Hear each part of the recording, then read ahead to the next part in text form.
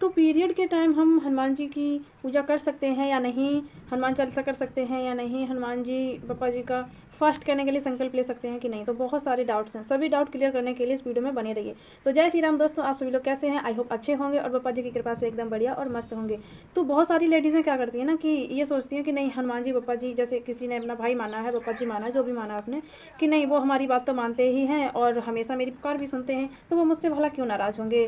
तो बस क्या करती है ना, जल्दबाजी में कभी ये नहीं सोचती हैं कि पीरियड टाइम एक ऐसा टाइम होता है जिस टाइम में ना हम कोई काम कर सकते हैं, ना हम किसी भी पवित्र चीज़ को छू सकते हैं, ना पवित्र जगह को छू सकते हैं, ना ही हमें मंदिर के आसपास जाना चाहिए, ना ही कभी ऐसे टाइम पे मंदिर जाना चाहिए। ख़ास करके तुलसी, अगर आपके घर में तुलसी का पौधा है तो भी आपको तुलसी के आसपास भी नहीं जाना चाहिए, क्योंकि एक ये ऐसा टाइम होता है जो हम किसी भी पवित्र चीज़ को इस टाइम नहीं छू सकते हैं। तो करते क्या हैं कि पीरियड आते हैं तो आने से पहले किसी को पता ही नहीं चलता है, ठीक है। बहुत लेडीज़ों के, बहुत बहनों के साथ ये प्रॉब्लम है कि पीरियड जब भी आते हैं उन्हें पता ही नहीं रहता है कि हमारे पीरियड कब चालू होने वाले हैं, ठीक है। तो ऐसे में उनको देखिए, किसी किसी को ना पहले से ही पता चल जाता है, ये वीडियो जो भी देखेगा उसे पता होगा, ठीक है।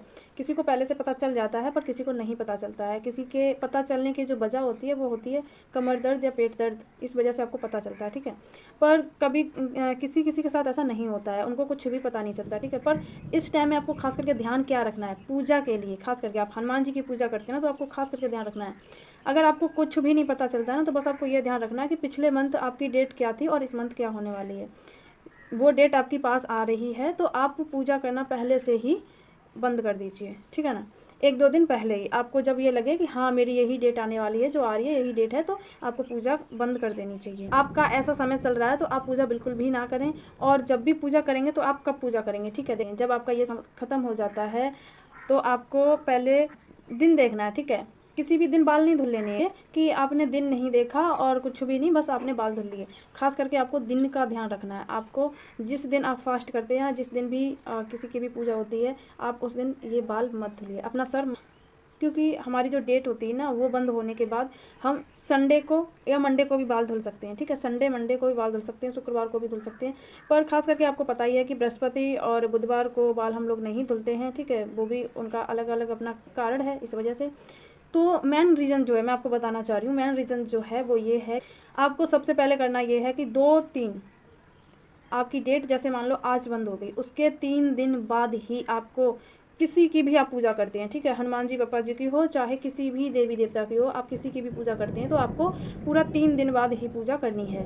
और सबसे पहले आपको ध्यान रखना है जो कपड़े आपने उस टाइम पहने थे, जैसे कि अभी आपकी डेट आ रही है और आप जैसे ये कपड़े पहन रहे हैं, तो आपको इन कपड़ों को ना एक बार ही नहीं, कम से कम 8-10 बारी धुल लेना है, ठीक है। 8-10 बारी पानी में निकाल के धुल लेना है, उसके बाद ही आप इन्हें पहन सकते हैं। पर अगर सबसे अच्छा ये होगा कि अगर आप डेट के टाइम दूसरे कपड़े पहनते हैं और पूजा के टाइम दूसरे कपड़े पहनते हैं तो सबसे अच्छा रहेगा, ठीक है। अगर ऐसा नहीं है तो आपको कपड़े 8 से 9 बार आराम से धुल लेने हैं, उसके बाद ही पहनने हैं, ठीक है। तो पूजा का मैंने बताया आपको, आप जब भी पूजा करेंगे डेट के बाद तो आप 3 दिन बाद ही पूजा करेंगे, ठीक है।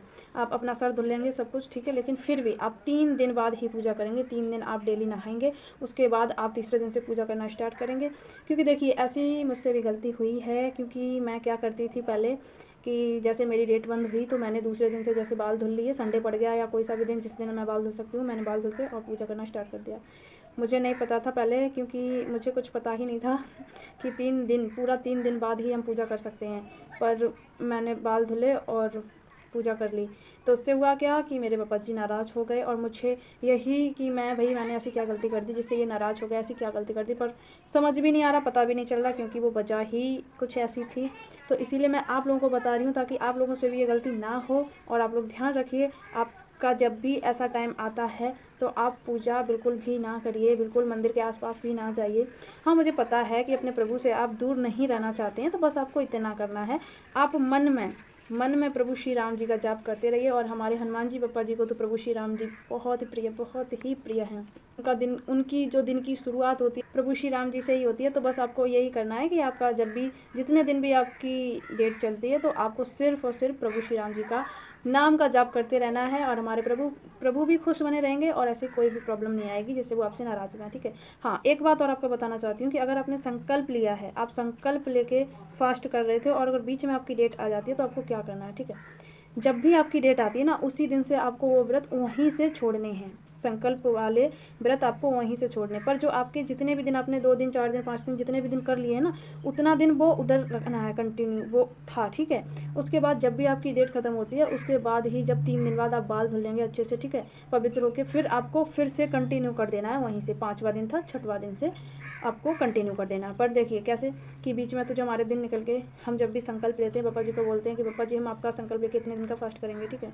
तो हम बोलते हैं कि पापा जी संकल्प लेके हम आपका इतने दिन का फास्ट करेंगे, ठीक है। तो आप बोलते हैं, तो आपको, आप जब भी दोबारा से कंटिन्यू करेंगे ना, तो आपको यही बोलना है कि आज मेरा 5वां या 6वां दिन है, तो आज से मैं फिर मतलब मेरे व्रत चल रहे थे और आज से मैं आज मेरा, मतलब बीच में आपको लेना ही नहीं है कि बीच में आपने गैप किया है। बस आपको ये बोलना है कि आज मेरा 5वां या 6वां जो भी दिन हुआ आपका, आपको यही बोलना है कि आज मेरा ये वाला दिन है। तो बस पापा जी मेरे संकल्प स्टार्ट हैं और मैं अपने व्रत कर रही हूँ, बस आपको मेरी मनोकामना पूरी करनी है। तो कोई भी प्रॉब्लम नहीं होगी। बस आपको खास करके यही ध्यान रखना है कि आप इस टाइम में कोई भी ऐसी गलती ना करें जिससे कि हमारे पप्पा जी, आपके जो भी पूज्य देवी देवता हैं, वो आपसे नाराज़ हो जाएं। ऐसी कोई भी गलती नहीं करनी है आपको, ठीक है। तो वीडियो अच्छी लगी होगी आई होप, और मैं मेरी वीडियो को यहीं पे एंड करती हूँ। तो जय श्री राम, जय हनुमान जी पप्पा जी।